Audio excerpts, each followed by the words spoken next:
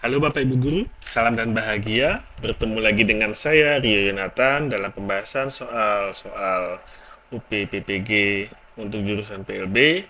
Kali ini kita membahas soal yang terakhir dari modul yang ke-6 profesional, kabinnya yang keempat atau yang terakhir. Dan semoga video ini bisa menginspirasi Bapak Ibu. Selesai sudah pembelajaran kita tentang modul UP-PPG. Semoga dengan video ini bisa menambah khasanah pemahaman Bapak Ibu dalam membahas soal-soal. Dan sekali lagi, kita berdoa semoga Bapak Ibu yang saat ini belum lulus bisa selesai dan bisa menyelesaikan tugasnya untuk mengikuti UP, PPG, dan semoga semuanya lulus dengan hasil yang terbaik. Doa yang terbaik buat Bapak Ibu Guru semua, semoga dikabulkan. Baik, lanjut kita bahas untuk yang modul yang terakhir ya Bapak Ibu ya, di modul keempat. Nomor yang pertama, apa yang dimaksud dengan program kebutuhan khusus? Nah, ini kalau dibaca semuanya jawabannya benar ya Bapak Ibu ya. Yang B, program kebutuhan khusus adalah upaya memfasilitasi anak untuk mendapatkan berbagai keterampilan. C, program kebutuhan khusus merupakan pembelajaran yang diberikan untuk membantu anak agar mampu mengikuti proses belajar. D, program kebutuhan khusus merupakan pembelajaran bersifat mengganti kerugian. E, pembelajaran kebutuhan khusus merupakan pembelajaran yang bertujuan untuk memfasilitasi anak yang memiliki hambatan pada aspek tertentu. Betul.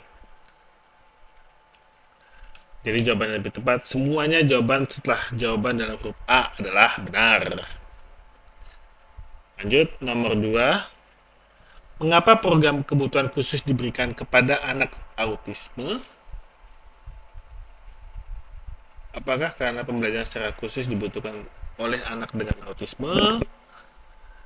B, karena anak dengan autisme cocok diberikan program pembelajaran khusus saja? Tidak, karena hanya program pembelajaran khusus yang bisa dilakukan oleh guru. Yang D, karena program pembelajaran khusus hanya bisa dilaksanakan untuk mengajarkan keterampilan berkomunikasi dan berinteraksi. Yang E, lebih tepatnya adalah karena hambatan yang dimiliki oleh anak dengan autisme menyebabkan mereka tidak bisa berfungsi secara sempurna. Itu jawabannya untuk nomor 2 ya Bapak Ibu ya.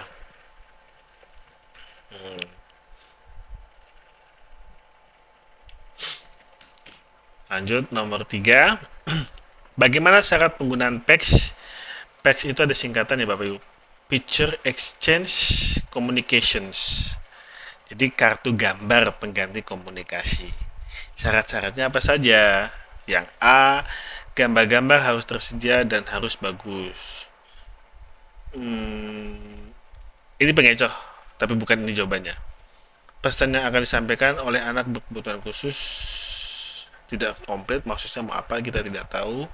D, kesiapan guru dalam mengajarkan teks dan foto yang dibutuhkan oleh anak tidak secara spesifik juga. Tempat untuk menyimpan foto, ini terkait dengan masalah ini ya, itu tinggal kitanya masing-masing ya, karena tempat untuk menyimpan tadi kan tergantung gurunya masing-masing. Lalu yang lebih tepat yang mana sih? Yang C, yaitu hal-hal yang biasa dilakukan anak untuk menunjukkan keinginannya dan hal yang disukai anak. Itu nomor 3. Baik, nomor 4. Apakah fase-fase dalam mengajarkan anak untuk menggunakan teks harus berurutan? Itu ada di halaman 156. Tentu saja harus berurutan karena fase tersebut menunjukkan tingkat dari yang paling mudah sampai yang paling susah dalam mengajarkan keterampilan berkomunikasi. Karena jawabannya harus berurutan ya untuk mengenalkan teks tadi, dan itu harus sesuai dengan kondisinya. Lalu nomor 5. Mengapa pengukuran yang digunakan untuk menilai kemampuan keterampilan komunikasi dan interaksi pada anak dengan autisme berbeda dengan penilaian pada umumnya? Karena keterampilan komunikasi dan interaksi anak adalah kemampuan yang tidak dimiliki oleh anak dengan autisme. Bukan itu jawabannya. Nomor 5, yang C, karena keterampilan komunikasi dan interaksi tidak bisa diukur dengan sembarangan. Benar, tapi bukan itu yang diminta. Yang D, karena keterampilan komunikasi dan interaksi hanya bisa diukur dengan frekuensi. Bukan itu juga. E, karena keterampilan komunikasi dan interaksi pada umumnya diukur dengan satuan trial. Tapi lebih tepat adalah B, karena satuan pengukuran yang umum belum merefleksikan kemampuan tersebut secara akurat. Nomor 6. eh, aspek apa saja yang perlu diberikan melalui program kebutuhan khusus pada anak kesulitan belajar.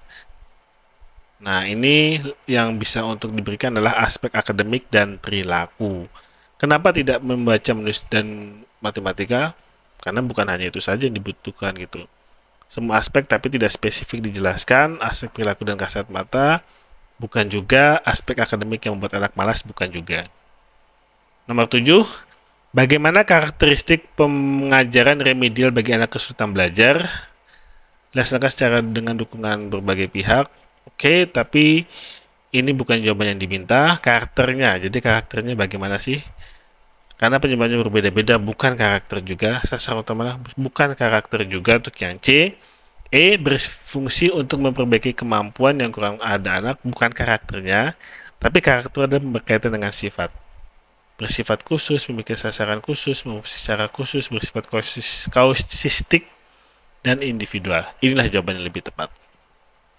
Nomor 8, mengapa anak dengan kesulitan belajar perlu mendapatkan layanan perilaku? Karena anak kesulitan belajar perilakunya sering tidak kontrol. Betul, tapi bukan itu. Anak kesulitan belajar juga tidak selamanya, tidak semuanya tidak bisa terkontrol. B, karena perilaku anak kesulitan belajar membahayakan bagi guru dan teman sekelasnya. Tidak ada hubungannya. Karena perilaku mereka sering berubah-ubah, tidak kendali. Tidak ada hubungannya juga. Karena perilaku menyebabkan ketidakmampuan dalam hal membaca menulis. Tidak ada hubungannya, tapi lebih tepatnya adalah E, untuk membentuk perilaku belajar yang kondusif untuk menunjang kemampuan dalam bidang akademik. Lanjut ke nomor E9. Bagaimanakah prosedur merancang pembelajaran program kebutuhan khusus? Nah, di sini yang perlu kita ingat adalah ketika kita merancang, kita harus ingat yang namanya asesmen. Apapun kondisinya, SLB itu harus mengutamakan dan asesmen. Dan itu ada di jawaban opsi yang di B. Baik, nomor 10. Bagaimana syarat penggunaan teknik dalam layanan perilaku bagi anak berkesulitan belajar? Apakah penerapan kontak belajar dilakukan antara peserta didik bersama dengan guru dengan membuat kesepakatan dalam proses belajar? Ya, itu salah satu jawaban yang tepat. Baik Bapak Ibu, berakhir sudah pembahasan soal kita di modul 1 pedagogik, 2, 3, dan 4. Modul 1 profesional 2, 3, 4, 5, 6. Total ada 10 modul yang kita pelajari kurang lebih selama beberapa hari ini. Saya berharap juga Bapak Ibu mempelajari polanya saja. Ketika menjawab pertanyaan itu pelajari saja polanya. Jadi tidak perlu kita mempelajari dengan secara detail ini apa, tidak perlu. Tapi intinya bagaimana Bapak Ibu bisa mengkondisikan yang Bapak Ibu pelajari tadi polanya seperti apa. Jadi ketika ada kumis, berarti kita harus mencukur dengan pencukurnya. Ketika ada bawang, kita berarti butuhnya adalah pisau.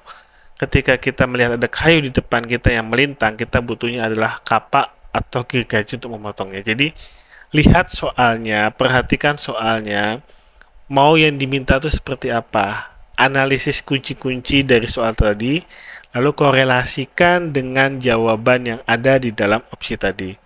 Semakin Bapak Ibu sering berlatih, semakin juga Bapak Ibu mendapatkan materi pembelajaran lebih signifikan. Baiklah, demikian pembahasan saya tentang soal-soal. Terus ikuti channel Guru Spesial di manapun Bapak Ibu berada. Dan semoga video ini bermanfaat. Jika ada yang kurang berkenan, saya pribadi mohon maaf. Atau ada masukan, saya persilakan untuk komentar di kolom chat. Semoga video ini bermanfaat sekali lagi kepada Bapak Ibu Guru semua. Salam hormat untuk Bapak Ibu Guru. Aku, kamu, kita setara. Terima kasih Bapak Ibu semua.